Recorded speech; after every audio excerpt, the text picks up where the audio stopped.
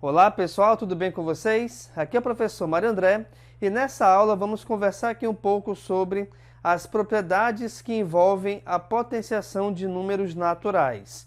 A primeira delas trata da multiplicação de bases iguais. Reparem que essa propriedade ela só pode ser aplicada com as bases iguais. O que acontece? Quando você tem uma multiplicação de duas bases ou mais sendo iguais, o que acontece? Você repete a base e soma os expoentes. Por exemplo, então, se eu tenho aqui 3 ao quadrado que multiplica 3 ao cubo, eu vou repetir a base 3, já que ambas são iguais, e vou somar os expoentes. 2 mais 3 é igual a 5. Professor, depois que a gente faz isso, tem a necessidade de resolver essa potência? Aí depende muito da questão, porque nós podemos trabalhar essas propriedades com dois tipos de questões. Uma delas, ela vai te pedir para calcular e a outra delas vai te pedir para reduzir a uma só potência. Qual é a diferença? Se a questão pede que você calcule a potência, aí sim você tem que resolver. Aqui nesse caso, por exemplo, se eu tenho 3 elevado a 5, eu vou escrever o 3 5 vezes e multiplicar todas elas. Agora, se a questão pede para você reduzir a uma só potência, a questão aqui acabou. Por quê? Eu estou pegando duas bases ou mais e escrevendo essas bases em uma só, tá? Então, nós temos esses dois tipos de questões e de atividades que podem ser cobradas para você. Ok, no nosso outro exemplo aqui, repare que nós temos 2 vezes 2 elevado à quarta potência, que é igual a quem? A 2, já que as bases são iguais, elevado a 1 mais 4. Opa, professor, calma lá. Por que 1? Porque toda vez que você não tiver expoente, pessoal, saiba que ele é igual a 1. E quando o expoente é igual a 1, não há necessidade de escrevê-lo. Mas cuidado! A não necessidade ou a não obrigatoriedade de escrevê-lo não quer dizer que ele não exista. Sim, existe. Só não está aqui aparecendo a olho nu, tá bom? Então, aqui nesse caso, nós temos 2 elevado a 1 mais 4, que vai ficar igual a 2 elevado à quinta potência. A outra propriedade trata da divisão de bases iguais. Na divisão de bases iguais, é o inverso da multiplicação. Ou seja, se aqui nós temos que somar os expoentes, na divisão a gente irá subtraí-los. Então, por exemplo, aqui eu tenho 3 elevado à quinta potência dividido por 3 ao quadrado.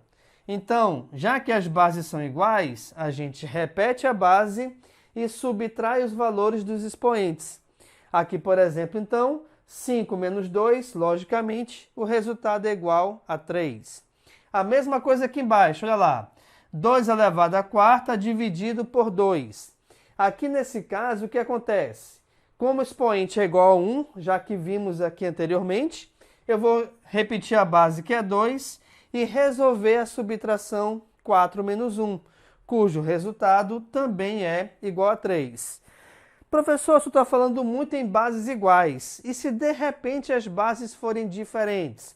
Por exemplo, eu tenho que resolver 3 ao quadrado vezes 2 ao cubo. Existe alguma propriedade para esse tipo de operação? Não, não existe. Primeiro, porque as bases são diferentes. Segundo, porque os expoentes também são diferentes. Então, nesse caso, faz-se o quê? A gente resolve cada potência separadamente. Então, por exemplo, 3 ao quadrado é a mesma coisa do que 3 vezes 3, cujo resultado é igual a 9.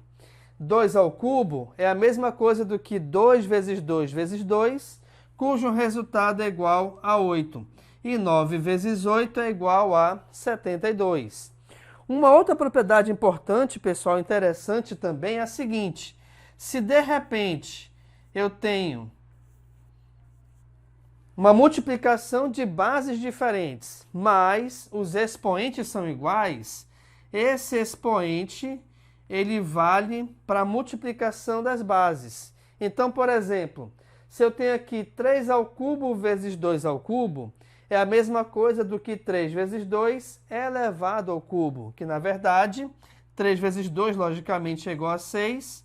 Essa multiplicação pode ser reduzida em 6 elevado ao cubo. Agora, cuidado! Essa regra aqui dos expoentes iguais, ela só vale para a multiplicação ou para a divisão. Então, por exemplo, se eu tivesse 2 ao cubo somado com 3 ao cubo, eu posso separar como sendo 2 mais 3 ao cubo? Não sei, será que pode? Vamos lá. Aqui eu posso resolver de duas maneiras diferentes. A gente pode resolver a potenciação de forma separada, que é a que eu vou fazer agora. Então, reparem, 2 ao cubo, como nós vimos aqui anteriormente, é igual a 8, até porque 2 vezes 2 vezes 2 vale 8. 3 ao cubo, usando a mesma analogia, eu vou pegar 3 vezes 3 vezes 3, cujo resultado é igual a 27. E 8 mais 27, o resultado me dá igual a 35. Aqui nesse caso, se eu utilizasse a mesma regra, eu poderia então o mesmo expoente valer para a adição das bases. E aí, resolvendo isso, reparem, 2 mais 3 é 5 e 5 ao cubo é igual a 125. Reparem que com isso os resultados foram diferentes. Por que foram diferentes? Porque a regra não se aplica, tá? Então, esse lance de você distribuir o expoente, ele só vale para uma multiplicação ou para uma divisão. Você não pode distribuir expoente na adição ou na subtração. Bacana? Uma outra propriedade muito importante aqui trata da potência de potência, ou seja, é como quando nós temos o expoente elevado a um outro expoente. E aí, esses expoentes estão separados por algum símbolo, seja esse símbolo um parênteses, um colchete ou uma chave, não interessa. Qualquer um dos três vai dar o mesmo efeito dentro da propriedade. E o que ela me diz?